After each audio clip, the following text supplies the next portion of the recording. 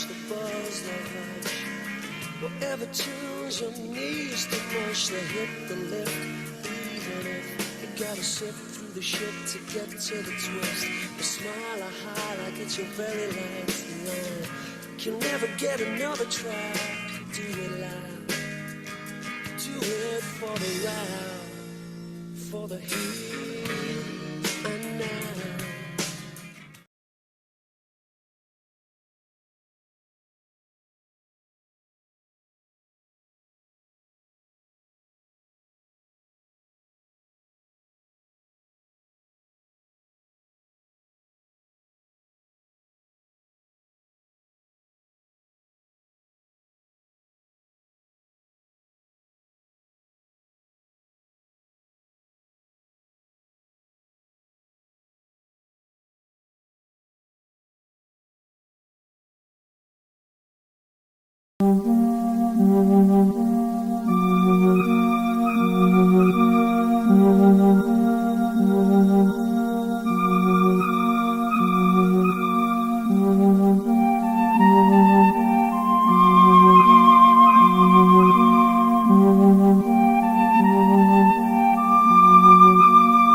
In the mid-1980s, Dan Jackson was a man on a mission. His mission was to seek out, study, and prove the existence of the Florida skunk ape.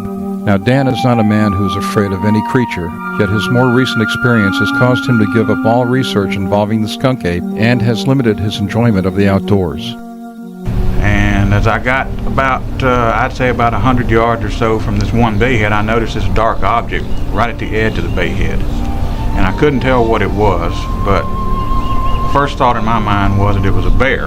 I got down and started sneaking closer, and I got to within, I estimate, 25 to 30 yards away, and I raised up to fire. But as I raised up, this thing evidently had been bending over at the time, straightened up and turned at the waist and looked at me.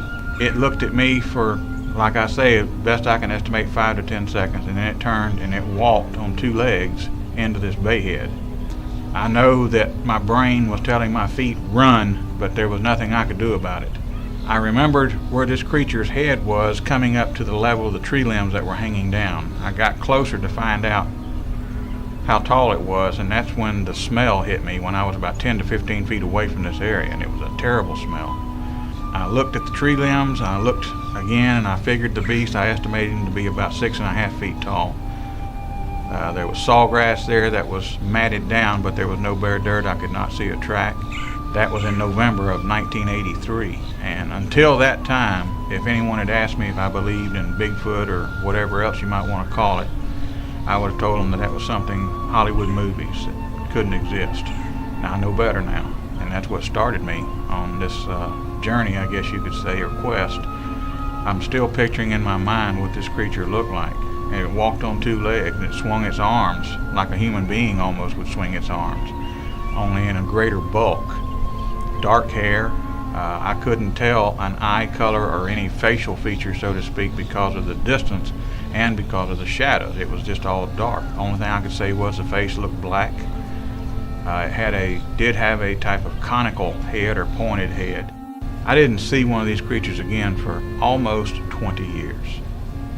This is when I began, like I say, at the very first, when I first started this, I probably looked like a comedy team out there because I had no idea what I was doing or how to go about it. But as I got time to go down there and try to find this creature again, I started reading, researching, honing my skills, learning more about how to go about doing this, talking to people, making friends in areas, and I'm talking about over a period of years now. Making friends with park rangers, making friends with game wardens, making friends with sheriff's deputies, anybody who might be out and see something that they don't really know what they're looking at. And by that I mean a garbage can was raided and dented in. I learned in the latter part of my research, I'm talking probably 18, 19 years in, to treat this the same way that I treated the alligators. I'm a retired alligator trapper from the nuisance alligator program. And when I got a permit to go get a gator, if the gator wasn't there, I'm wasting my time, because an alligator trapper is only paid when he sells the meat in the hide. But then I learned that these alligators are like us.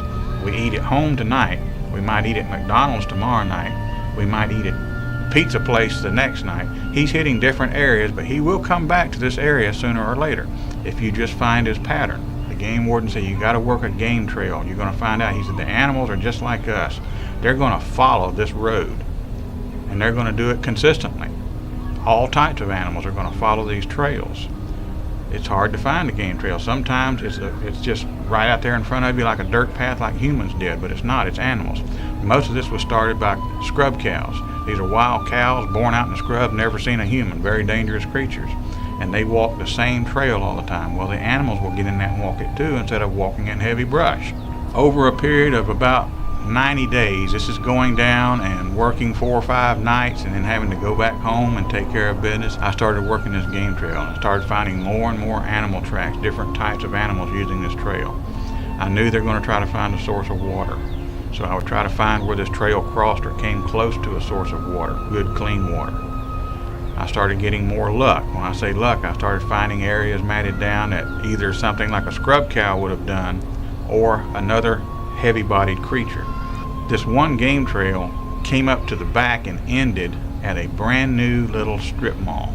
Behind this strip mall was a retention pond that they had to dig, and there was a series of 6 big green dumpsters, garbage dumpsters behind it. I looked in the dumpsters at the time, and evidently they had just been dumped. They'd just been cleaned out. So I went back into the woods and unloaded so I didn't look like a terrorist, and I walked around to the front of the mall. And I located 3 places in this mall that sold food. So I know they're going to be dumping their scraps in one of these dumpsters back here, or 2, who knows. So I started staking out the dumpsters at night, watching to see what was coming to these dumpsters to feed.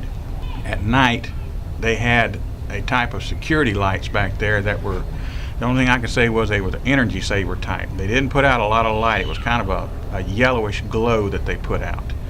And if you had any type of fog or mist at night, it was very eerie, and I knew I had to get closer. So I remembered some old tricks that we used to use in the Marine Corps in Vietnam, and so I went to the dumpsters. The dumpsters were all steel except for the lids. The lids were a heavy plastic. I would close the lid and mount cold drink cans, empty cold drink cans on the lid, and I had put broken glass and pebbles in the cold drink cans. So if anything opened the lid, the cans would fall out onto the concrete and make a noise and alert me. I was armed at the time with a Smith & Wesson 44 Magnum pistol that had been magneported in the front to reduce recoil. From the woods, I couldn't see the dumpsters all that well, but I had learned from different people in law enforcement that there's a big difference between merely trespassing at night and armed trespassing. And I was armed, so I could get into serious trouble. So that's why I started my vigil in the woods. But I realized I was going to have to get closer. I got between the last 2 dumpsters of this series of 6 dumpsters and crouched down and waited.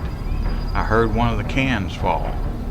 I started to ease up, and as I did, there was a dark silhouette, is all I can say at first, about 15 foot away, that went around the edge of the dumpster and took off for the woods on 2 legs. I saw it then in the form of a large human being, in other words, walking on 2 legs, and this was running and very fast.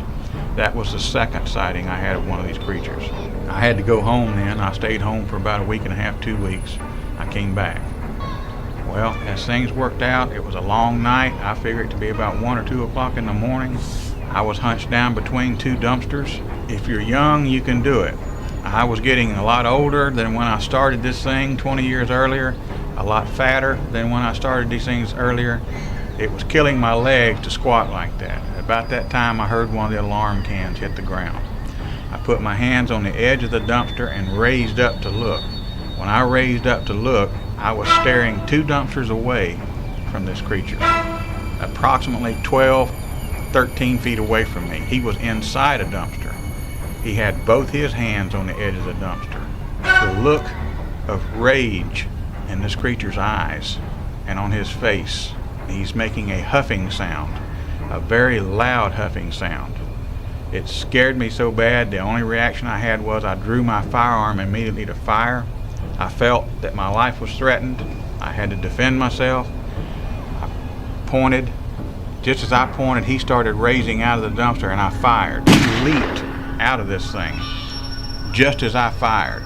He started to come toward me as I was pointing again, and he turned and cut between the two dumpsters and was gone in a flash. I don't think I would have had time to fire a second shot. He would have been on me. He was fast, very fast. I retired from the business because of this incident, because I realized over all these years what I had been doing out there was stupid, because I was alone and I did not realize just how dangerous one of these creatures could be.